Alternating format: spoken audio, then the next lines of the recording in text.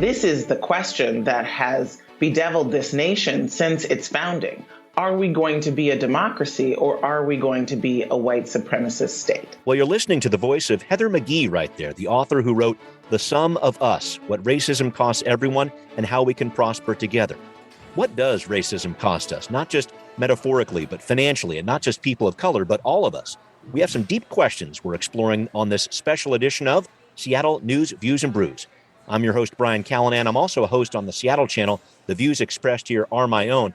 And I'm joined by Dr. Stefan Blandford, Executive Director of the Children's Alliance, former Seattle School Board Director, who is hosting an event with Heather McGhee in just a few days. And Stefan, before we get into that, I just wanted to check in. Other than being the guy who's trying to pull off a major virtual event in just a few days, how are you doing? I see you laughing. I think you started that right. It's a bit of a challenge to pull off an event where Heather's going to be virtual. She's in another part of the country. Mm-hmm. All of our guests are coming from different parts, but I'm excited. I'm so excited about the opportunity to engage with her. It's going to be great. We're going to talk about that in just a minute. Thank you so much, Stefan, for being with me. And thanks also to City Grind Espresso, our background noise sponsor for the audio podcast. Please support them, other small businesses too. Thanks also to our show patrons. If you want to join them and support local journalism, it's Seattle News, Views, and Brews on Patreon. We also thank Converge Media. Converge airs the video version of this podcast on their YouTube channel. All right, let's get started with right here, right now. Stefan, before we get into the details of when people can connect with Heather McGhee, I wanted to talk about what she's bringing to the table. Her book, and full disclosure here, folks, I'm still working on getting through all of it, but it centers around an image that comes across so powerfully to me, the drained public pool. So a century ago, just to give you some background here, folks, our country built a ton of these grand places, these big pools, all part of the growing American dream, these public pools, but many were for whites only. They were segregated. In the 50s and 60s, civil rights advocates made the argument, hey, black communities are paying taxes here too, and the pools were ordered to be integrated. But in many communities, and she highlights one pool in Montgomery, Alabama, rather than integrate the pool, city leaders destroyed it, filled it with concrete. It was never rebuilt. So black families could not swim there, but now white families couldn't either. This was a move that exacted a cost on everyone, not just people of color. Stefan, I just wanted to talk to you about that image and what you drew from Heather McGhee's work and why you reached out to her to speak at your upcoming event. Well, it's pretty amazing that I grew up in the South, and since we contracted with Heather to speak at our event, I talked to my mom, and my mom shared that I didn't get a chance to be in pools because the city leaders decided to close down the pool. And so I have personal experience with that I didn't know before we actually contracted with Heather. Wow. But it is so incredibly profound to think about why people would close down their own pools in order to prevent black kids from swimming in them. Yeah, it's just kind of this whole interpreting the world in the kind of whole zero-sum way. You know what I mean? Yeah. And if you see that way, just kind of follow along the idea, it can lead to the concept of rather than figure out ways to succeed together, we deprive ourselves of something that could benefit all of us, all because we're afraid of that other group is going to gain somehow and we're going to lose. Did you see that ethic too? Yeah, I believe that there are lots of different manifestations of that zero-sum paradigm. I think when we talk about Seattle public schools and school districts in general, I think that plays out as well. But I think there are manifestations of that you see in all aspects of how children exist in society and how people in general exist in society. So it's not a new or novel concept. Right. We just figured out a way to encapsulate it in a way that's easy to understand. Yeah, and help me out with that connection. How do you draw the connection between these really challenging topics we're talking about here and the work you do with Children's Alliance? Well, Children's Alliance is all about figuring out how, looking at the data and seeing that there are huge numbers of kids and families that don't have opportunity, that are the kids that are excluded from the pool. And we're trying to daylight and make sure that everyone knows that this still exists. It's not a phenomenon that existed in the 60s and was eradicated as a result of the Voting Rights Act or the Housing Act or anything like that. It still exists. It just is in a different manifestation now in the 21st century than it was in the 20th century. How would you describe that manifestation? What does that look like? It's insidious, I think. It's under the surface, and I'm trying to get your take on how that looks like in the modern world. Well, I know in the K-12 space, there are a lot of narratives that are taught to people that say we are better off when we exclude, when we isolate ourselves from groups of other people who, for some reason or another, are not deemed to be worthy to swim in our pools or live in our neighborhoods or whatever. We're trying to just surface that and get people to really grapple with, you learn that narrative from somewhere, which means it can be unlearned. And imagine what society would be like if you unlearned that and others unlearned that, and we were able to coexist Yeah. in different ways. Would this apply to things like when I was a kid, it was called gifted and talented education, GATE. There were certain classes that were set aside for kids who happen to do better in different, I'm not trying to show off here, but I did pretty well in math and English when I was a kid. And so there were these classes that felt like they were set aside for me. Is that what you're talking about? In many ways, that is one manifestation of it for sure. In the K-12 space, the idea that some kids are so talented that they would be better off operating in an environment that's homogenous, where all the smart kids are. And, there's ample data to suggest that is not, in fact, the case, and that you want to do better for all kids. Public schools are built around the notion that all kids should be successful.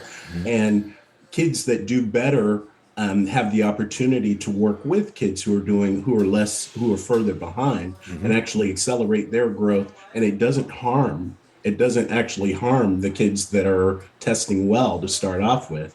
Actually, in some cases, you see an acceleration in their educational trajectories as a result of being in classes with kids who are differently abled than they are. Right. You learn how to do it.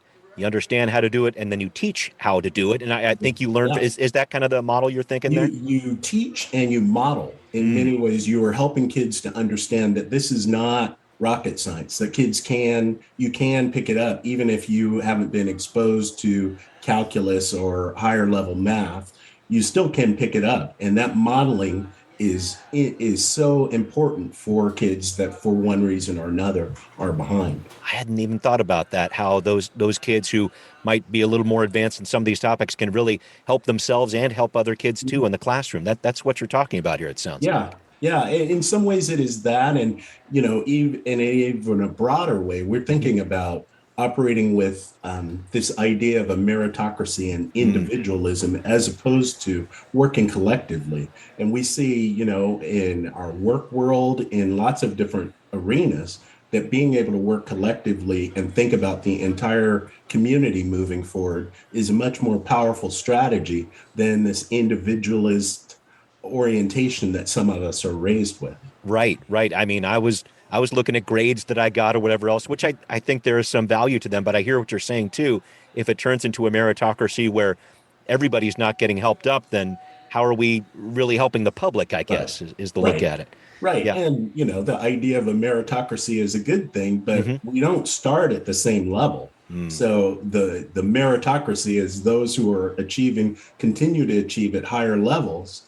And eventually you see the fractures in society that we're experiencing right now. Yeah. Right? Yeah. There are so many ways that society is starting to fracture because of this notion of a meritocracy, which is false at its face. Yeah. And I guess you had mentioned this is an issue within the Seattle Public Schools that we are dealing with right now.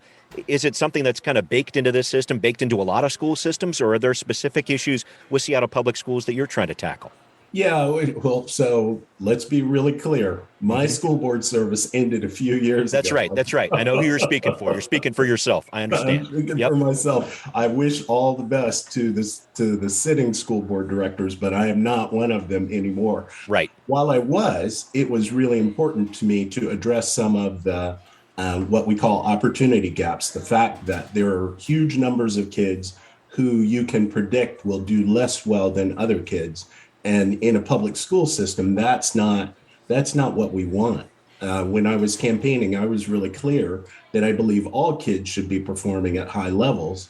And most of the people that voted for me agreed with that. So that was something that I was working on continuously to try to address some of the disparities that we see in Seattle public schools. Seattle Public Schools is not unique. Almost every school district in the nation has those race-based disparities that should be addressed. Got it. And in terms of what you want to hear from Heather McGhee, she clearly has done a lot of work and a lot of research on this topic. Where her work intersects with education is where I'm guessing you're going to really try to move the conversation here. But can you talk to me about what people can expect to hear from her, what you want to hear from her at this presentation on June 7th? Well, I think you did a good job in talking about the zero-sum paradigm that exists, the idea that some people believe that they have to isolate themselves away from the rest of society for some reason, to really interrogate where that comes from and start to challenge it. And she's going to put forward some prescriptions for how we could do things differently. And I'm really excited about that because, with all that's going on in the United States and the world right now, I'm looking for solutions. And she has some very elegant solutions to some of the issues that confront us right now. That sounds great. Can you talk to us a little bit more about how people can interact with Heather McGhee? Because it sounds like it's a really exciting event and something that the Children's Alliance is certainly excited about. Tell us about how people can connect. Yeah, so the easiest way is to go to the Children's Alliance website, children'salliance.org, and you can register to attend the event. We have free tickets. You can buy a ticket. You can donate at the event, and you'll have the opportunity to watch on June the 7th, so next week at noontime. You can watch it live. If you register and that time doesn't work for you, you can have access to the video recording of the event, and stream that for up to 30 days afterwards. So there's no excuse for you not to have the opportunity to participate in this if you choose to. And it just sounds like a lot of people would want to connect with this, is why I really wanted to reach out with you and talk about it. It's not necessarily, I've got kids who are in school, or, I'm in school myself, I'm a student, or whatever else. I'm trying to figure out who connects with this issue the best. And I feel like it's a pretty broad audience, Stefan. Yeah, I'm really excited about it. When I read the book, I thought about people who care about kids, people who are interested in the economy, people who have kids in schools, people who are very concerned about the kind of the polarities that we're seeing in society right now. And we've been really surprised at the number of people who've responded and said that they're interested in it. So I'm glad to have this opportunity to share, and hopefully that will inspire more people to participate. Boy, I hope so too. Stefan, thank you very much for talking to me about that. All right, well, up next, we've got a new Seattle Public Schools superintendent. Interim Superintendent Dr. Brent Jones now has the permanent job. We're going to talk about the challenges he has ahead on Now Hear This. Well, Seattle Public Schools has a new leader, Brent Jones, who stepped up from the interim role at the urging of many people in his community, including Mayor Bruce Harrell. Dr. Jones said in his State of the Schools speech back in March, he is honored to take the role of superintendent. And while it has not been easy, he says he's dedicated to helping children and the district thrive. Here's how he closed out his address to the public just a few months ago. We must make each school day and each school year count. Our students, particularly our students of color, furthest from educational justice, need us more now than ever before. I believe that together we can ensure that they succeed.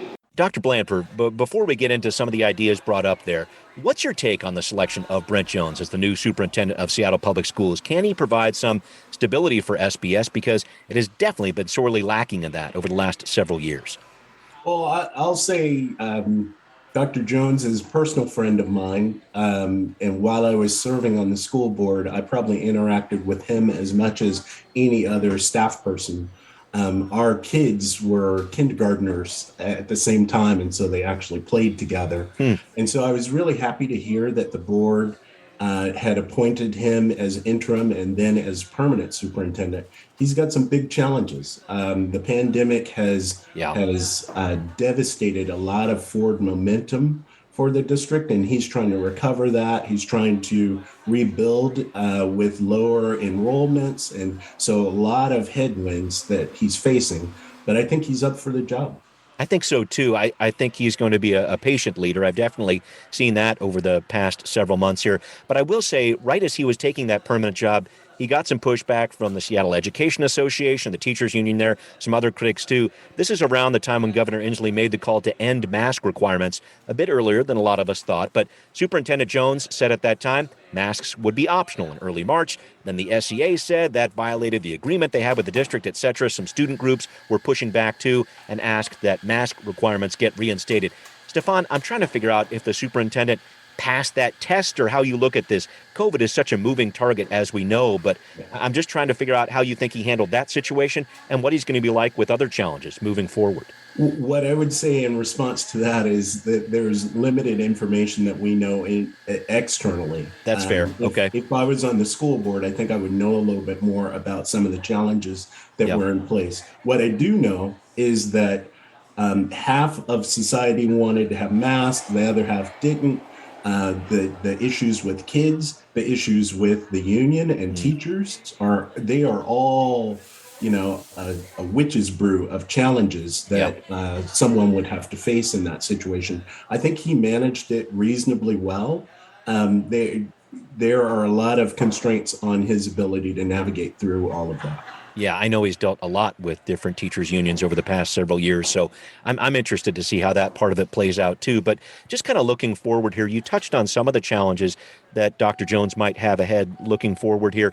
Can you talk about some of the other things that are coming out down the line? Take me to that beautiful day when we're not dealing with COVID as much anymore, if you can. It would talk to me about that. Some of those big overarching challenges that he's trying to deal with. He mentioned that term in his State of the School speech a few different times, this whole concept of educational justice, which I think is a big one and core to who he is. Some thoughts about that and what the future holds for Dr. Jones in the district. Yeah, so much of his ability to move and navigate is driven by the enrollment of schools. And as you saw in the pandemic, you saw a number of kids become homeschooled, some went to private school, some moved out of state. And as enrollment goes down, his ability to navigate is constrained greatly because there's not enough money in the system in order to drive the type of innovation that we all need and expect, right? And so he's got that challenge to start off with. And then, the polarization that has happened in the United States has visited Washington State and has visited Seattle. And so you don't have kind of the consensus of the board members. They are all still relatively new. I think there's only one that has more than 4 years in office. And so that is a constraint.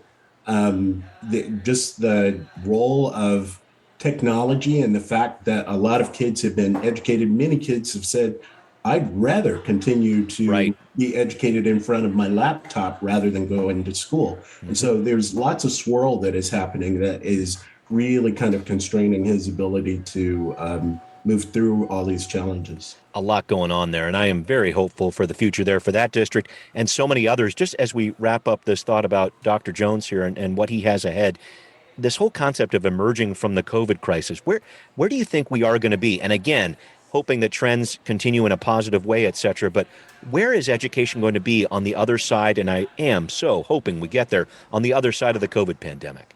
Yeah, I think more than anything else, technology is going to have a big impact. We were talking for years, the entire time I was in school, we were talking about when are we going to re-envision what education is going to be like for kids that can't come into school on a regular basis. For kids that are in school, but they get the content really fast, but we're still driven by this idea of seat time. You've got to sit in a seat for 4 years in order to move from school. The pandemic has shifted all of that, right? Where now you see kids that can take any test and perform on those tests. Why would they need to stay in school for 4 years, right? And particularly when you have the technology now that you didn't have in place. That said, some people have technology, others don't. And the pandemic really demonstrated the number of kids that don't have access to a laptop, that don't have access to internet, or their internet is spotty. And so we have to address all of those issues in real time while we're still dealing with the lingering after effects. Pandemic's not going away. Yeah. There's gonna be some manifestation of it that exists for quite a while in the future. And so there's lots of challenges that face anybody that's in that chair. Yeah, and so many different institutions too, not just education here. But Dr. Blandford, thank you so much for breaking down all those pieces with me. All right, we're going to keep looking ahead into the future with an interesting story about school funding at the hyper-local level, searching for equity for fundraising via PTA organizations across the city. We're going to dive into that in our next segment, What's Next?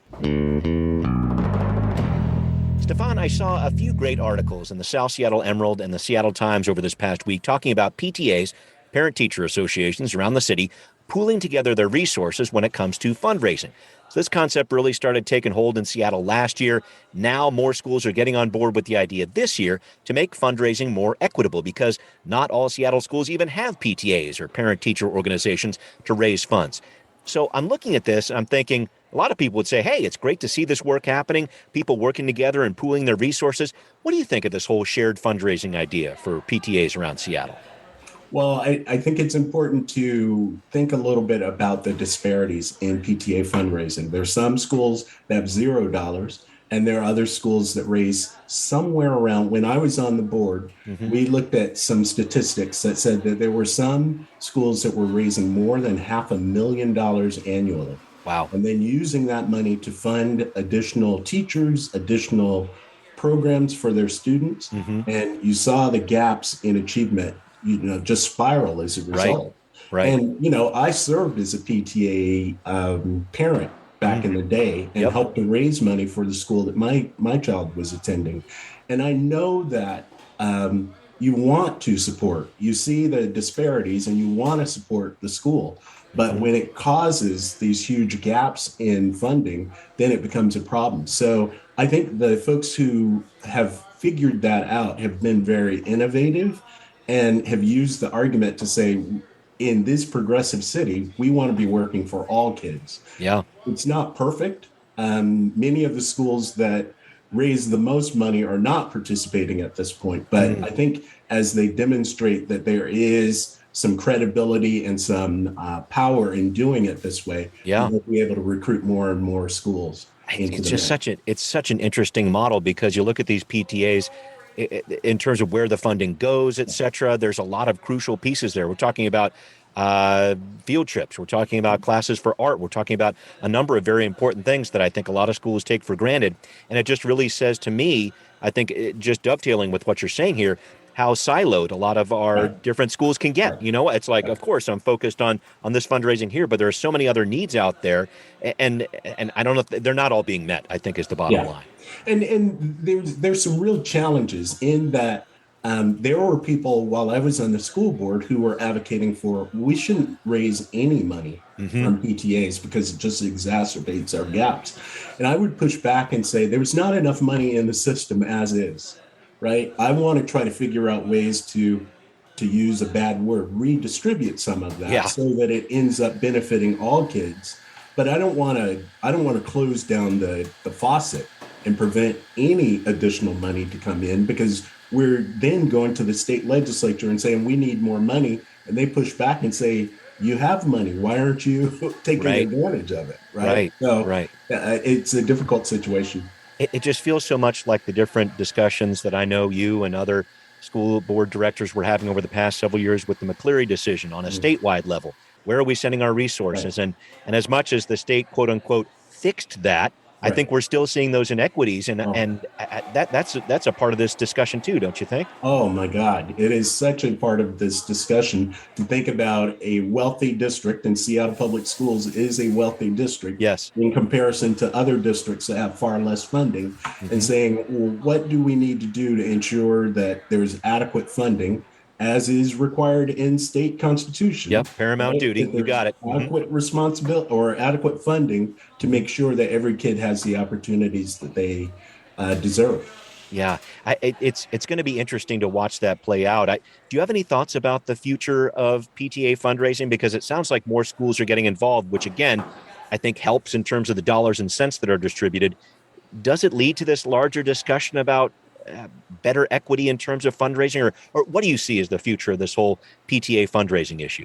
Well, I think that there needs to be infrastructure to be able to manage it. Yeah. I think that there need to be leaders. This is a situation where leadership is called for, and there are people out there who are advocating for this, but it needs to rise up in scale so that the parent who is still thinking about their isolated school and wanting to support their isolated school starts to understand that they can be involved in the solution to a much bigger challenge, right? Yeah. Because when they get unleashed, then that's thousands of parents who are contributing and creating this kind of school district that we actually want. Amazing stuff. Dr. Stefan Blanford, thank you so much for joining me. I really appreciate it. Oh, it's always my pleasure to spend time with you, Brian. Back at you. All right, that's Dr. Stefan Blanford, the Executive Director of the Children's Alliance. Definitely thank you, sir, for talking to me. You can learn more about the Children's Alliance, their work, and their upcoming event on race, educational justice, June 7th with Heather McGhee at children'salliance.org. Thanks also to our patrons out there and everybody listening. It's Seattle News, Views, and Brews, where you can always find out what's brewing in local politics and education, too. Subscribe on iTunes, Spotify, wherever you listen. Again, please become a patron on Patreon if you like what you're hearing. We really could use the support. Thanks also for watching on Converge Media. We'll see you next time. Seattle News, Views, and Brews is an independent production of Callanan Media Services. Copyright 2022.